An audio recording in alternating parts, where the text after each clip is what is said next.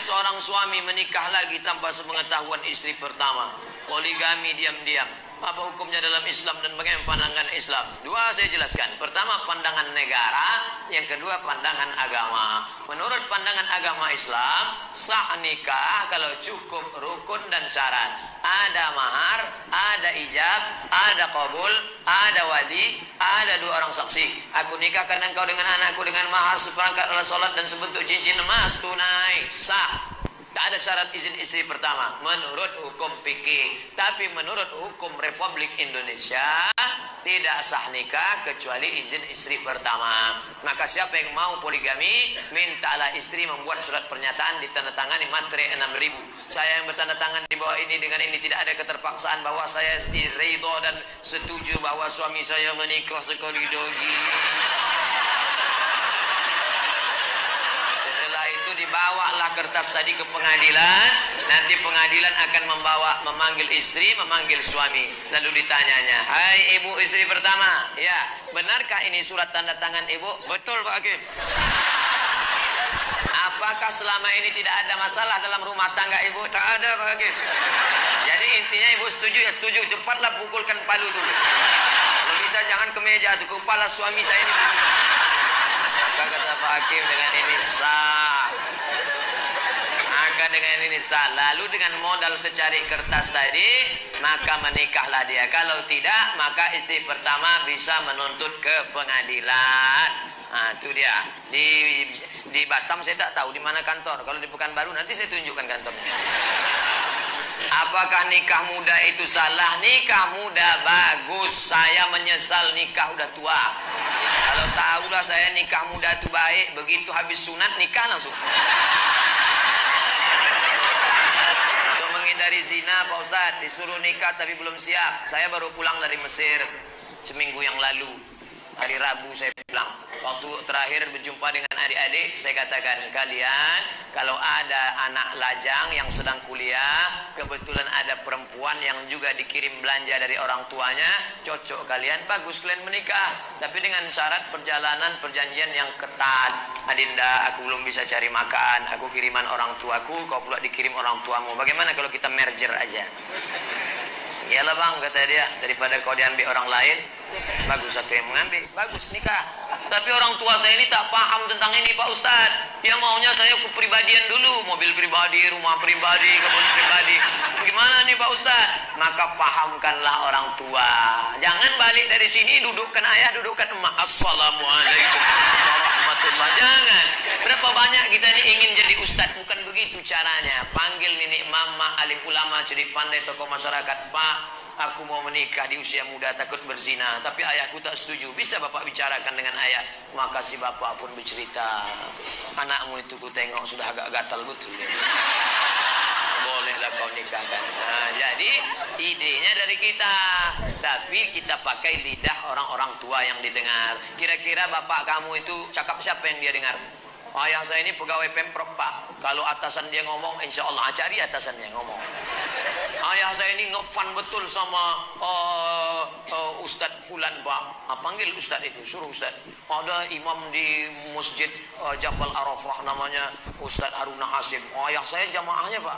Panggil Ustadz Haruna. Ustadz tolong ngomongkan ke dia. Kata Ustadz Haruna, bagus betul kalau anak bapak itu nikah. Iyalah saya setuju lah kalau gitu.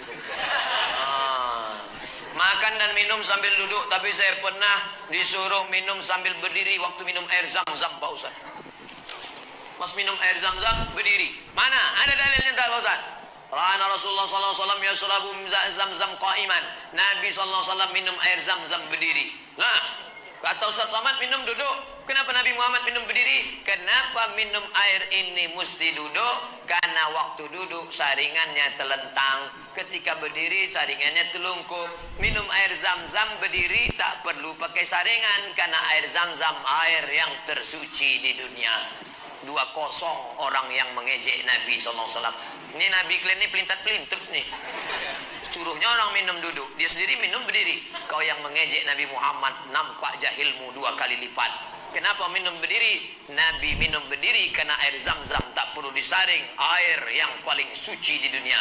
Waktu saya pergi ceramah ke Kuala Lumpur, ada bapak-bapak punya air penyaring dari Jepang. Jepang, made in Japan, made in Cina tak laku sama dia.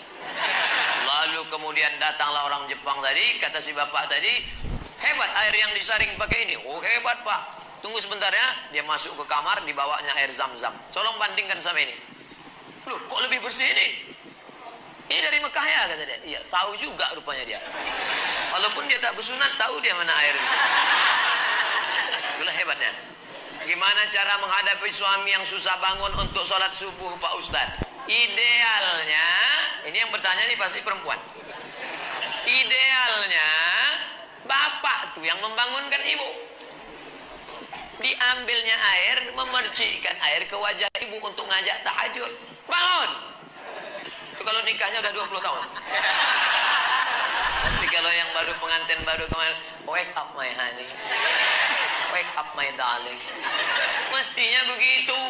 Tapi nasib ibu apa boleh buat, jangan ibu mengutuk nasib. Bagaimana Pak Ustadz? Dalam hadis pun dikatakan sebaliknya, si istri pun boleh memercikkan air. Cuma hati-hati, takutnya dia preman tengik ditembak. Oleh sebab itu bang, abang sholat lah bang. Aku tak mau sekamar sama babi hutan bang. Bayanglah bang, sekarang umur ini cepat matinya bang. Karena ada lagunya tuh bang, orang kaya mati, orang miskin mati, orang mati, abang pun akan mati. Sembayanglah bang. Nah, insya Allah sembayang dia. Tengoklah tuh bang, ada orang batuk mati, minum kopi mati. Masa ada orang minum kopi mati? Ya kopi Mirna kemudian mati dia bang. Saya ingin mendaftar haji seizin suami saya.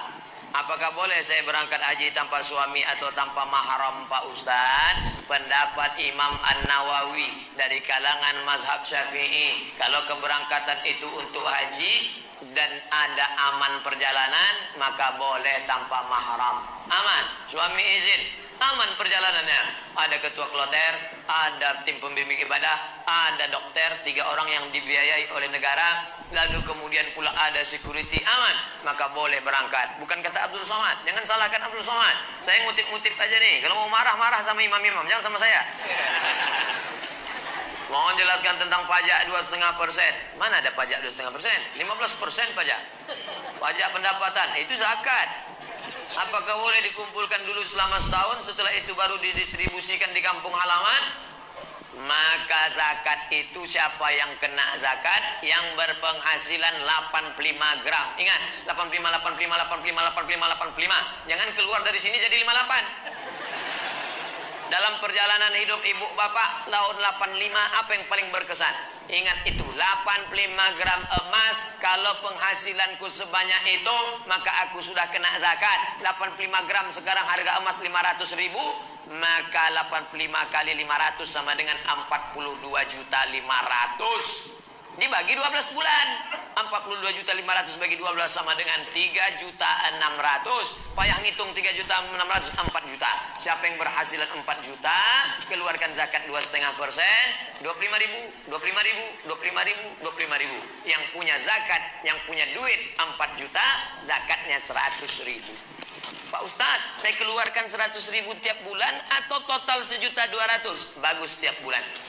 Kan sama aja 1.200.000. Jumlahnya sama, setannya beda.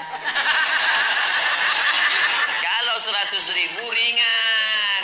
Tapi kalau sudah 1.200.000, allazi waswisu fi sudur. Mau kemana bro? Mau bayar zakat. Berapa? 1.200.000. HP Android 1.300.000. Tengok, kalau jin yang menggoda kita, bisa kita bacakan ayat kursi. Ini kawan sekantor kita. Kita bacakan sama dia, hafal pula dia dari kita. Maka kalau kita bacakan Allahul Qayyum la ta'khudhuhu sinatun. Kenapa kau bacakan aku? Aku mau bayar